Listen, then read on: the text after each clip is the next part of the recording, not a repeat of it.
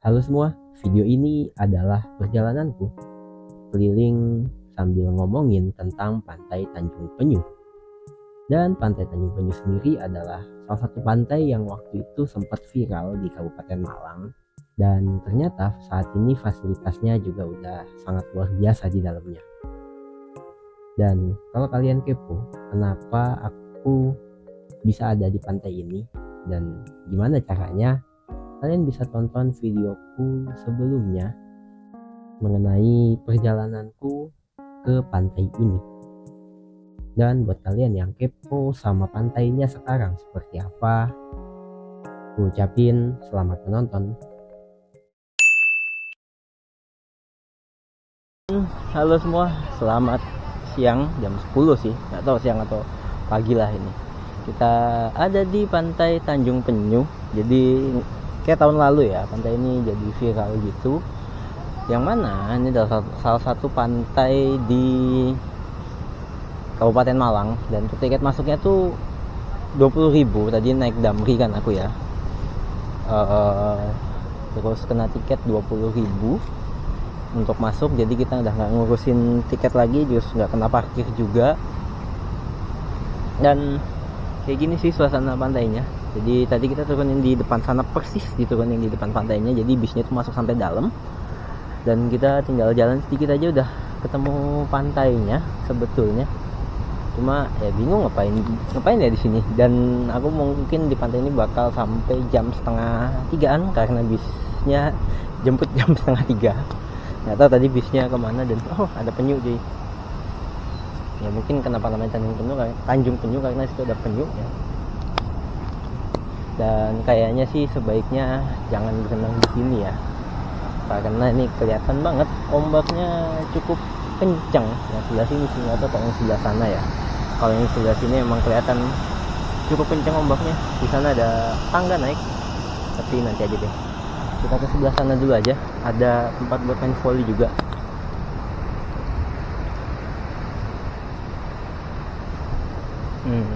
Dan memang kelihatan sih di sini ombaknya cukup kencang ya. Jadi ya kalian hati-hati, walaupun mungkin kalau di dekat-dekat pesisirnya gini dia agak-agak slow, tapi banyak karangnya. Cuma banyak sampahnya, sayang banget. Ada sampahnya, banyak karangnya sih yang bikin sakit yang jelas ya. Dan kalau yang kesana ya pastinya sudah terkencang lah ombaknya. Dan di sini ada penetasan penyu, cuma awal tahun lalu lah. Ini cantik sih pantainya, kayak enak aja gitu sambil ngeliatin pantai. Banyak karang-karang kayak gini ya, ciri khas pantai selatan Indonesia, banyak karangnya. Yang mana ini menunjukkan bahwa ini karang ini ternyata kan dari bawah laut ya, dia terangkat, berarti ya daerah ini dulunya mungkin itu laut gitu. Dan ini ciri khas dataran karsti tepatnya. Jadi di sini tanahnya tuh tanah-tanah karsti gini. Yang mana tanah karsti itu adalah tanah yang dia bisa dibilang sangat butuh air, karena dia mudah banget nyerap air gitu. Jadi jalan lagi ke sana, itu ada penyu lagi tuh. Kita lewat yang bagian ademnya aja ya. Cuman ini enak nih, pasirnya dia lembut banget sih. Buat jalan tuh nyerap banget, nggak langsung nyerap gitu di kaki. Nggak lembut sih pasirnya, cuma emang kayak kalau keinjek tuh gampang banget masuknya gitu ya. Semoga aja nih sepatu nggak pasiran. Nah, ini juga ada penyewaan alat surfing tuh kayaknya buat yang suka surfing. Terus ada buat main volley. Kalau teman-teman bawa bola volley pantai, nah bisa nih main volley di sini ya. Bola volley biasa juga nggak apa-apa. Ada padel juga nih, tulisan tuh beach padel. Ya, dan di sebelah kiri sana tuh tempat-tempat untuk makan, jadi teman-teman nggak perlu khawatir kalau kelaparan ya. Ada yang mana ya tadi pantau 10.000-an. Terus sebelah sana juga ada tempat camping. Dan sepertinya sendalku udah mulai kemasukan, sepatuku udah mulai kemasukan pasir. Nah, ini buat tempat volley pantainya. Ini ada penyewaan padel tuh, 2 raket plus 1 bola, 50.000 per jam di stand souvenir. Dan itu keren banget tuh di sana. Ada batu kecil satu doang gitu. Gimana ya, kayak keren gitu ya, dia bisa terangkat, entah tadinya mungkin dia dataran besar terus terkena abrasi lama-lama akhirnya tenggelam, kita nggak tahu kan. Fenomena alam tuh kadang ya kita harus punya ilmunya sih, kita nggak bisa nebak dia kenapa bisa seperti itu. Ini ada rombongan juga, tahu rombongan dari mana, sepertinya asik sekali. Ya Allah, banyak kursi-kursi buat duduk ya. Coba kita jalan aja dulu ke sana, ada apaan ya. Ini banyak spot fotonya sih di sini sih, yang jelas.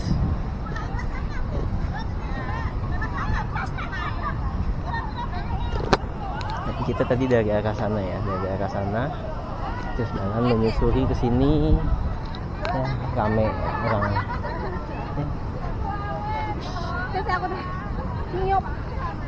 Dan di sana itu ada tempat buat ngecamp juga. Kayaknya tendanya bisa disewa gitu ya teman-teman. Jadi kalian kalau mau ngecamp di sini juga bisa. Memang udah sangat kesannya sudah sangat terfasilitasi dengan baik sih pantainya, Pantai Tanjung Penyu ini. Tapi kayaknya mending kita ambil foto dulu nggak sih? Menunjukkan bahwa kita sudah ke pantai. Ya Allah, tahun-tahun kita ya nggak ke Malang, nggak ke pantai Malang gitu. Nah ini, di sana juga tuh ada batu lagi tuh, batu 2 cantik. Nah ini nih, dia banyak karangnya kayak gitu teman-teman di bawah sana. Jadi itu kalau ombaknya tinggi, terus kita ke bawah sama arus balik ya, yang lewat bawah permukaan air itu sakit mesti kepentok. Karena aku pernah kepentok tapi di pantai Watu Bengkung di sebelah sana lah. Nah, itu. Jadi ya harus hati-hati sih sama pantai-pantai selatan yang banyak karangnya kayak gini. Nah, jadi sebetulnya untuk tempat sewanya, tempat tendanya tuh di sini, dan dia cenderung aman sih, kalaupun misal air pasang kan ya tidak melebihi cekungan, bukan cekungan ya, lereng-lereng pasir yang di bawah sana itu. Jadi harusnya cukup aman lah kalau misal camp di sini, lebih cukup aman dari terjadinya kalau ada pasang gitu.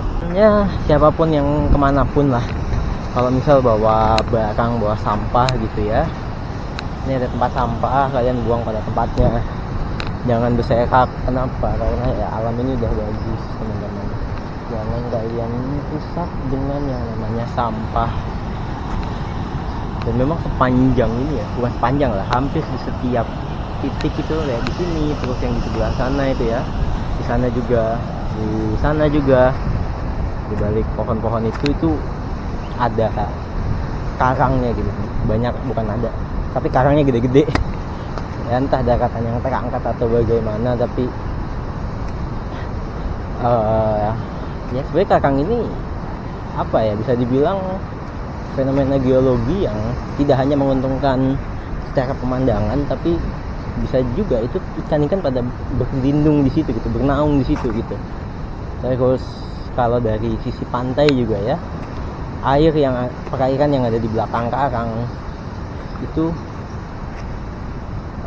tidak terlalu deras lah ombaknya, karena kan ombaknya udah dipecah dulu sama karang. Kayak mungkin teman-teman kalau ke pantai Teluk Asmoro, nah itu ombaknya itu udah dipecah dulu sama karang, jadi makanya di sana itu cukup safety buat berenang gitu. Kayak jadi kalau jangan banding sama karang yang itu ya, karang yang di sana gitu.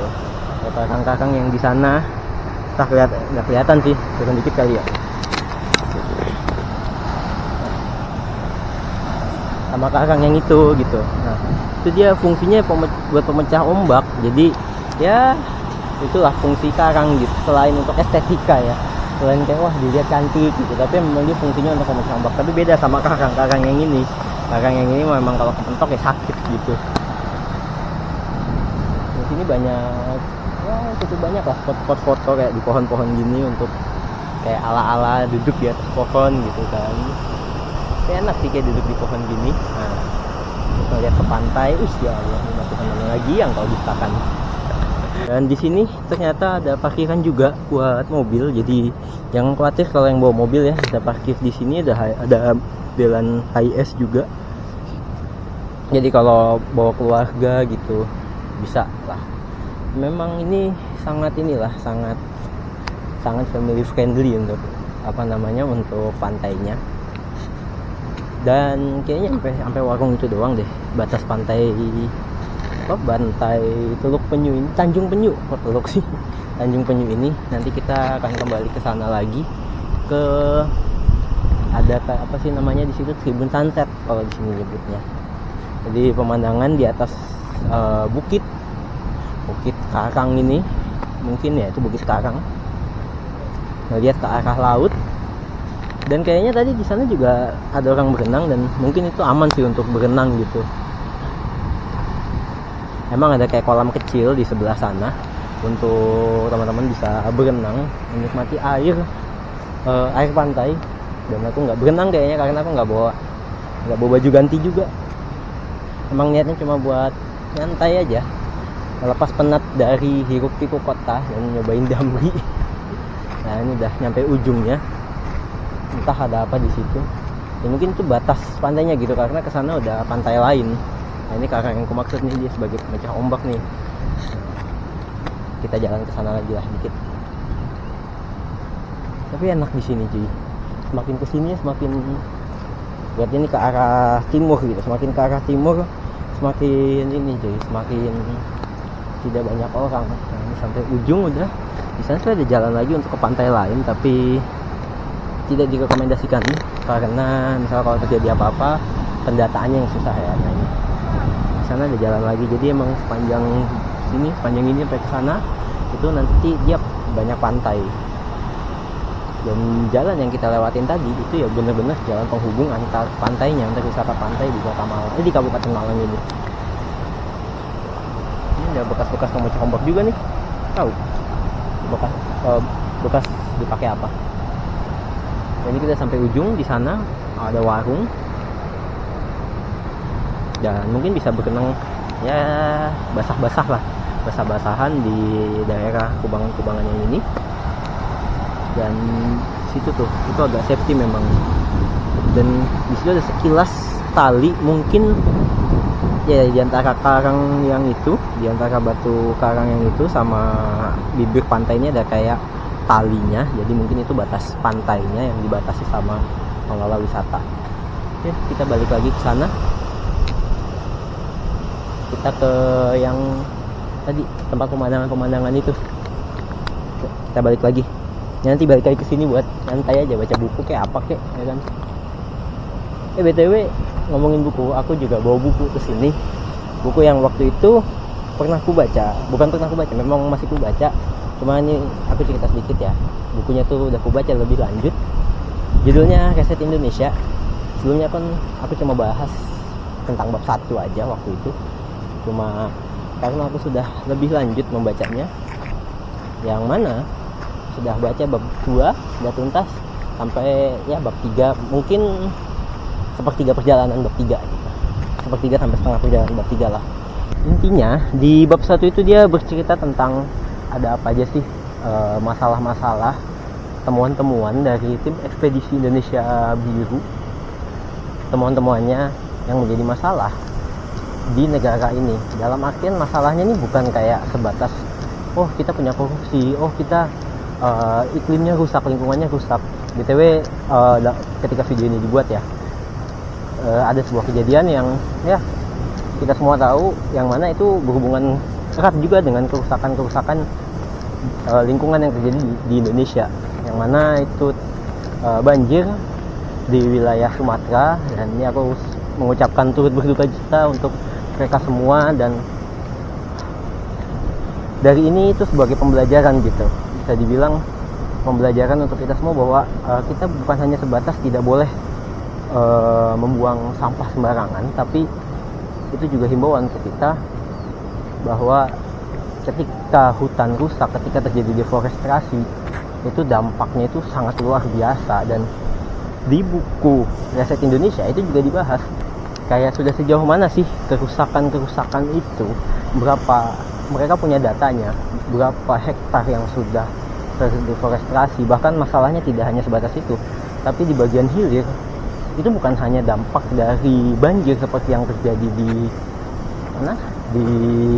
Sumatera, tapi aliran sungainya itu jadi kotor, teman-teman. Ya mungkin kayak di daerah Halmahera Barat, terus atau di hilir dari IMIP gitu, Industrial Indonesia Morowali Industrial Park, IWIP dan lain sebagainya.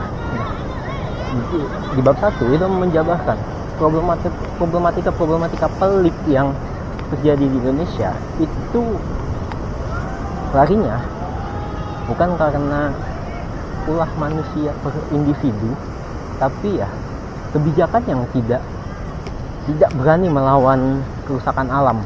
Itu di bab 1, dan itu datanya sangat mungkin tidak sangat lengkap, tapi bisa dibilang untuk kita yang hidupnya hanya sebatas melalui media itu melengkapi informasi-informasi yang kita punya, walaupun tidak selengkap itu ya, maksudnya masih banyak informasi yang perlu digali lagi.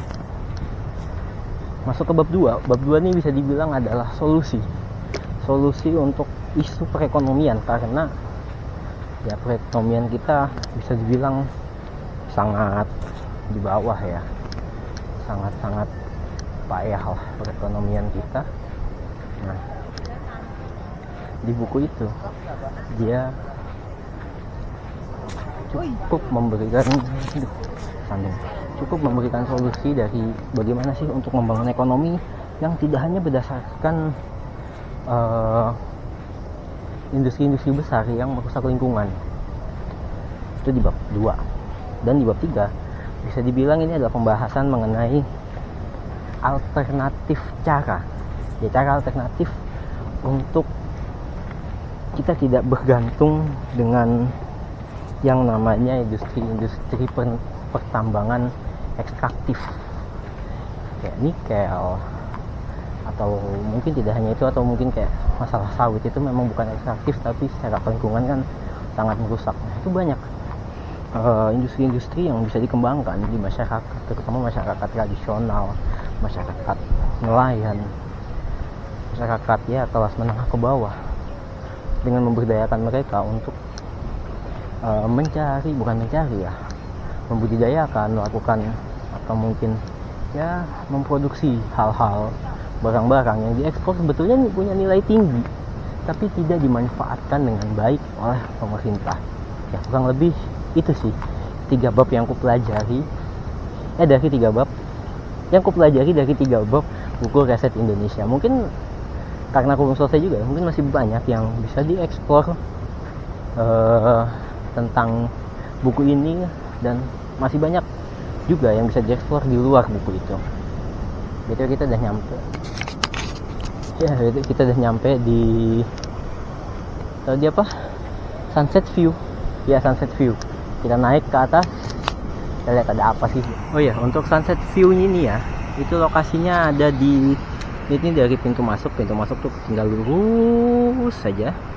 Nanti belok kanan. Udah. Ini ada selang juga. Selang apaan? Kita coba cek ke atas, ada orang juga sih.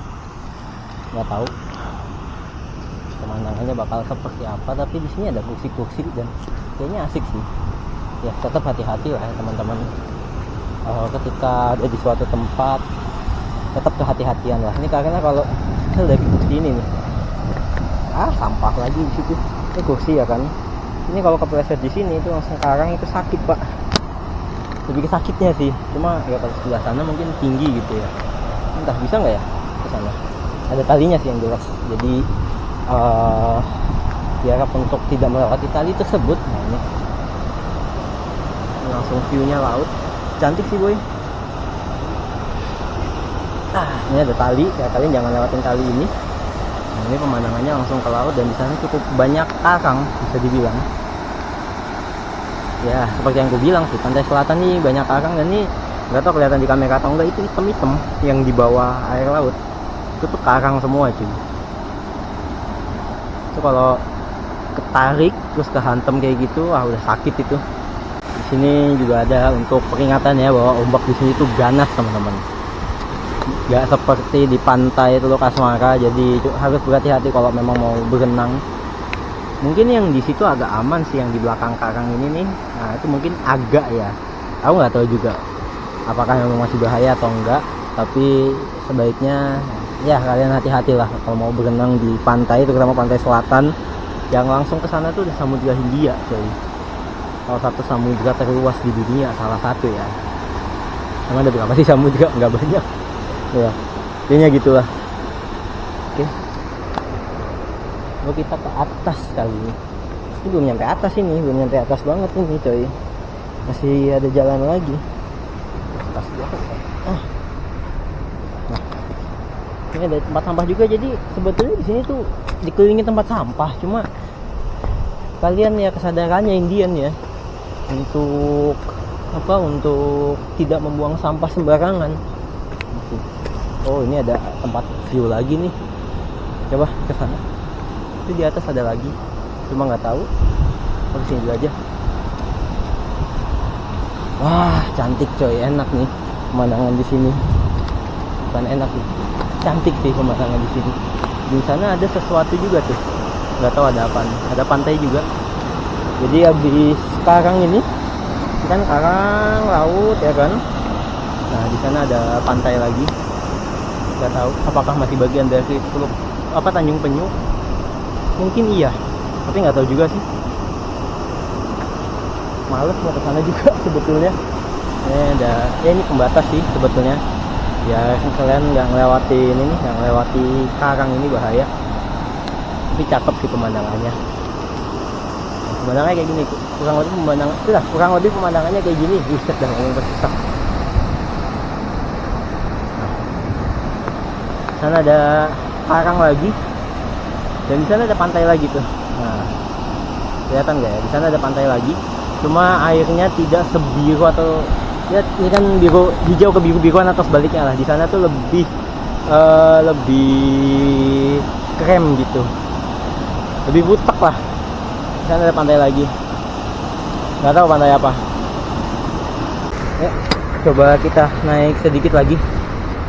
Ada apaan di atas? Nih ada buat pijakannya juga. Aman sih, maksudnya bukan dia dari karang gitu, tapi udah dipapras karangnya biar ada pijakannya teman-teman, biar bisa naik ke atas.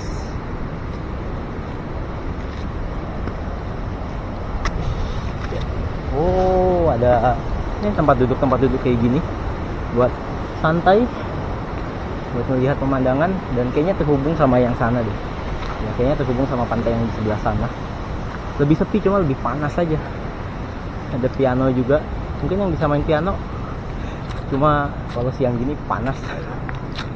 Ya sih kayaknya pianonya, tahu piano beneran atau bukan tuh. Lebih safuk sama itu gue.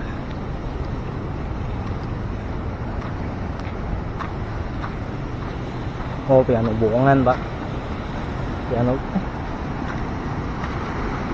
Iya piano bohongan ini mah, kira piano beneran. Dan ini kayaknya terhubung tuh, ada jalannya ke bawah sana. Cuma di sana panas, jadi malas, mending kesini aja kita. Tapi viewnya lebih bersih sih, sama aja sih. Ya viewnya kayak sedikit eksklusif lah di situ tuh. Jadi kayak gitu aja sih Tanjung Penyu ya. Mungkin cukup luas lah kalau bisa dibilang. Mungkin untuk 100 orang, 1000 orang bisa kali muat di sini ya. Dan kayak gitu sih kurang lebih pantai Tanjung Penyu. Dan ya video ini sih cuma ngomong doang memang, dan tidak terlalu banyak footage estetiknya. Sorry. Dan kayak gitu aja pantai Tanjung Penyu di Kabupaten Malang. Terima kasih yang sudah menonton.